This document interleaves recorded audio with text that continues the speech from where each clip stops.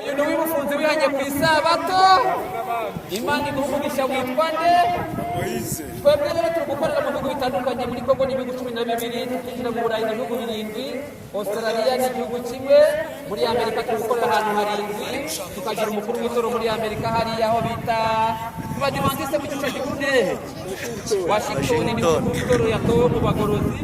Nawe urota kumwe gusa wenda ubasuhuza usuze n'abantu bari ku rubuga rwitwa ivugurura n'iki mu Kirundi, niho twahuriye twese kugira ikivuga ku minota 2. Imana imugishe.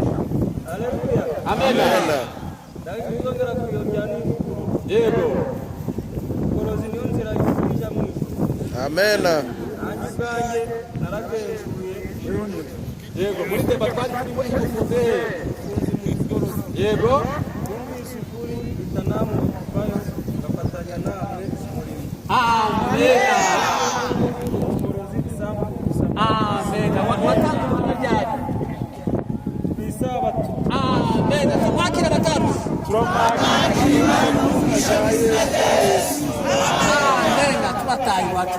Pese hari igihe byaryoshe bimaze kuryoha Petero abwira Yesu ngo ndakingana itatu, iyawe niya Eliya niyande niya Mose. Twebwe tubabe asport tubacunge twibere kuyu muso torabandi bari gutaye idoro barahagaze kandi bari bicaye.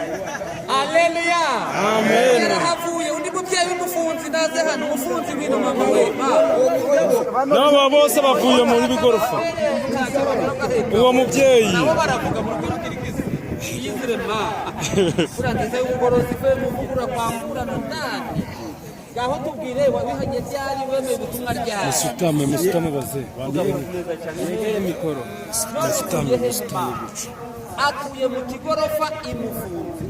Abari ku rubuga rwitwa ivugurura n'iki mu Kirundi, aba nabihanye ku isabato aho deba yakorewe, aho bita mu bigorofa imufunze, bahita bamuwa baba bagorozi. Imana yacu iragushyira. Amen. Aho tubakire.